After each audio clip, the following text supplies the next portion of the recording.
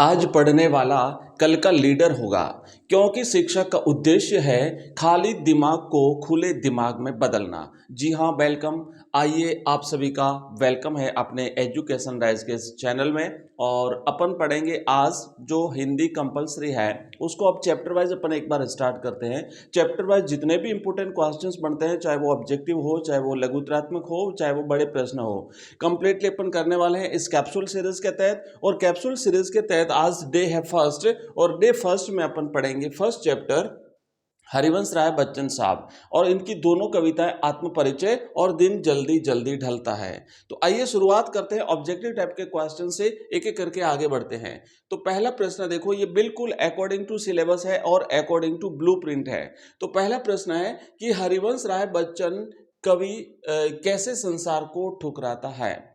तो ये आपने देखा ना, कवि कहता है कि मैं प्रतिपल इस संसार को ठुकराता हूं। तो क्यों ठुकराता है, कैसे संसार को ठुकराते हैं? ऑप्शन एक है ईमानदार संसार को, दूसरा है सत्यनिष्ठ संसार को, तीसरा है कर्मशील संसार को, या चौथा है वैभवशाली संसार को। तो भाई बच्चन साहब जो है इस वैभवशाली संसार को ठुकराते हैं। क्यों? क्योंकि ये संसार जो है ये धन संपत्ति वैभव इकट्ठा करने में लगा हुआ है और कवि त्याग में विश्वास करता है। तो कवि इस वैभवशाली संसार को ठुकराता है। नेक्स्ट प्रश्न देखो, दूसरा क्वेश्चन है, राइट आंसर है ऑप्शन द, कि कवि के हृदय रूपी वीणा के तारों को किसने झंकृत कर दिया। कवि कहता है ना कि छू कर किसी ने झंकृत कर दिया मेरे हृदय के तारों को। तो प्रेम पूर्वक स्नेह पूर्वक किसने झंकृत कर दिया? ऑप्शन एक है ईश्वर ने, ऑप्शन दो है प्रेयसी ने, ऑप्शन तीन है पिता ने, या ऑप्शन चार है मातृभूमि ने। तो करेक्ट आंसर रहेगा कि प्रेयसी ने जो है उनके हृदय के उस तारों को, प्रेम पूर्वक तारों को, है ना, वीणा के दो तार जो लिए फिरते हैं, सांसों के दो तार लिए फिरता हूं, झंकर दिया, झंकृत किसी ने उसको छू करके, तो वो थी उनकी प्रेयसी। नेक्स्ट प्रश्न तीसरा है कि कवि किसका भार लिए फिरता है। तो भाई कवि पहली पहली पंक्ति में कहता है कि जग जीवन का भार लिए फिरता हूं, जगत के प्रति उत्तरदायित्वों का भार लिए फिरता हूं। तो सांसारिक उत्तरदायित्वों का भार लेकर के कवि जो है वो चलता है। नेक्स्ट प्रश्न देखो, चौथा प्रश्न है कि प्रतिपग में अलंकार कौन सा है। प्रतिपग में इस संसार को ठुकराता हूं, तो प्रतिपग में अलंकार कौन सा है? अनुप्रास है, यमक है, रूपक है, अश्लेष है। तो सही जवाब रहेगा ऑप्शन अ, अनुप्रास अलंकार, क्योंकि प वर्ण की आवृत्ति हो रही है। नेक्स्ट क्वेश्चन देखो, अगला है पांचवा प्रश्न है कि कवि बच्चन की आत्मकथा साहित्य के किस विधा में लिखी गई है। तो इनकी आत्मकथा जो है, जो कि 4 खंडों में लिखी हुई है, तो वो किस विधा में लिखी हुई है? गद्य में, पद्य में, चंपू में, या फिर इनमें से कोई नहीं। तो राइट आंसर रहेगा इसका, वो पद्य में लिखी हुई है, ऑप्शन ब इसका राइट आंसर है। चंपू क्या होता है? जो गद्य और पद्य की जो मिश्रित रचना होती है, जिसमें गद्य में भी लिखा हुआ रहता है, पद्य में भी लिखा हुआ रहता है, तो वो चंपू कहलाता है। नेक्स्ट प्रश्न देखिए, पांचवा प्रश्न, छठा प्रश्न है कि मैं और जग और कहाँ का नाता, पंक्ति में कौन सा अलंकार है। अब देखो कि जब एक ही जैसे शब्द जब काम आ रहे हैं और उनका अर्थ अगर भिन्न भिन्न है, तो वहां पे यमक अलंकार होता है। आप याद करिए, कनक कनक ते सौ गुनी मादक ता अधिकाय। तो या खाए बोराए जग वापाए बोराए। तो वहां पे हमने देखा कनक कनक 2 बार आया और दोनों बार उसका अर्थ भिन्न है, तो वहां पे भी यमक अलंकार होता है। इसी तरीके से मैं और जग और कहाँ का नाता, तो और शब्द बार बार आ रहा है और हर बार इसका अर्थ भिन्न है। मैं और मैंने दूसरा, और दूसरा जग की बात कर रहे हैं, तो यहां पे रहेगा यमक अलंकार। तो सही जवाब रहेगा ऑप्शन ब। नेक्स्ट क्वेश्चन देखो, हालावादी दर्शन के प्रणेता कौन है। तो हिंदी में अगर बात करें हालावाद के प्रवर्तन करने का, तो ये हरिवंश राय बच्चन साहब ने किया था। और हरिवंश राय बच्चन साहब ने, जो उमर खय्याम थे, फारसी के कवि उमर खय्याम, उनसे प्रभावित होकर के जो है वो इन्होंने भी हिंदी में अपने हालावाद की शुरुआत करी थी। और इनकी जो प्रारंभिक रचना है मधुबाला, मधुशाला, मधु कलश, वो हालावाद से प्रभावित रचना है। तो राइट आंसर रहेगा ऑप्शन ब। नेक्स्ट क्वेश्चन है कि कवि हरिवंश राय बच्चन का जन्म कब हुआ था। याद करिए, हमने जब इनका शुरुआत में जब एक बार चैप्टर वाइज हमने पढ़ा था, वहां पर भी हम इनको देख चुके हैं कि इन्होंने जो है ना 1907 में इनका जन्म हुआ था इलाहाबाद में, और 2003 में मुंबई में इनकी मृत्यु हुई थी। तो सही जवाब रहेगा ऑप्शन ब जो है 1907 में।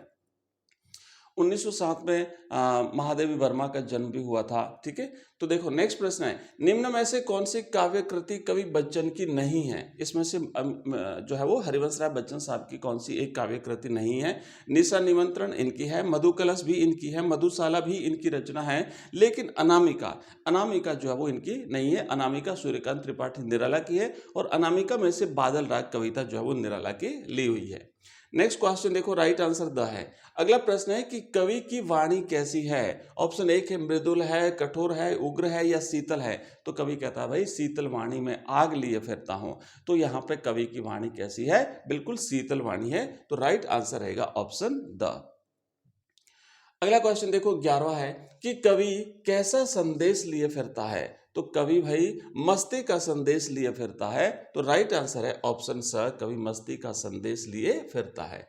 नेक्स्ट प्रश्न देखिए, अगला क्वेश्चन है कि कवि स्वयं को दुनिया का एक क्या मानता है? तो कवि कहता है कि ये जग मुझे कवि कहकर के क्यों बुलाए? क्योंकि मैं तो हूं एक नया दीवाना, मैं तो हूं प्रेम का एक नया दीवाना। तो राइट आंसर रहेगा ऑप्शन ब, अपने आप को कवि दीवाना कहलवाना चाहता है, मस्ती का संदेश देने वाला कहलवाना चाहता है। नेक्स्ट है, पंथी को रात कहाँ होने की संभावना है?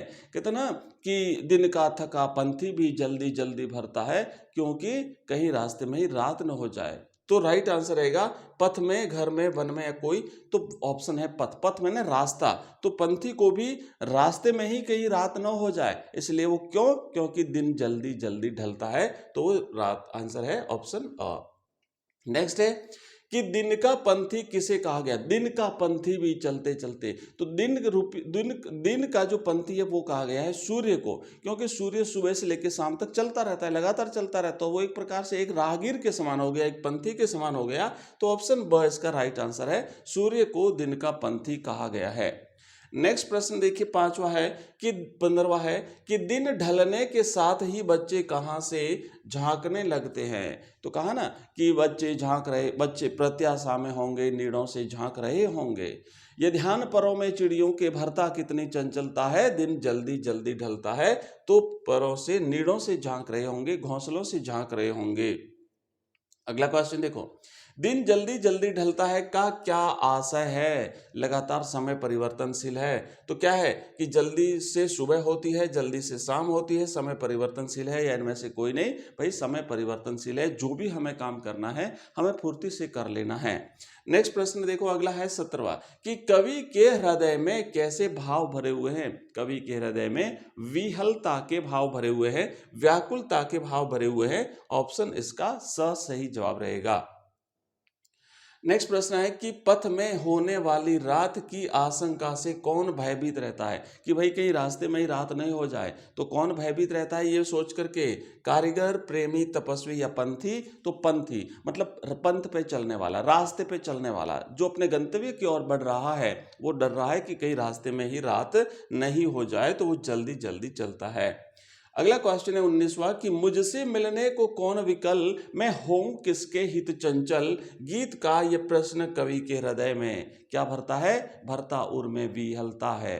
क्यों? क्योंकि दिन जल्दी जल्दी ढलता है। तो उर में विहलता भरता है, व्याकुलता भरता है और पद को शिथिल करता है। तो ये थे अपनी आज की क्लास, और इस क्लास में हमने देखा चैप्टर फर्स्ट के इंपॉर्टेंट क्वेश्चंस। इसी तरीके से एक एक करके अपन चैप्टर्स वाइज कर लेते हैं, और इसके बाद इसके जो बाकी वाले जो क्वेश्चन है वो भी अपन करेंगे।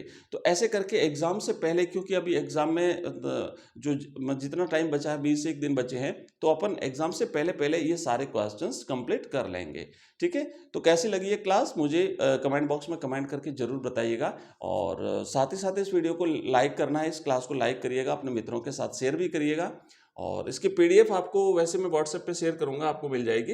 व्हाट्सएप नंबर जो है अपना आप नोट कर लीजिए, इस नंबर पे मैं शेयर कर दूंगा अगर कोई नया बच्चा है तो इस नंबर पे। और साथ ही साथ अपना जो ऐप है आप यहाँ पे देख पा रहे हैं, ये अपना ऐप है लोगो, इस ऐप को भी आप डाउनलोड कर सकते हैं। तो यहाँ पे आपको सारी चीज़ें मिल जाएगी। आज की क्लास में बस इतना ही, मिलते हैं नेक्स्ट क्लास में, तब तक के लिए जय हिंद जय भारत।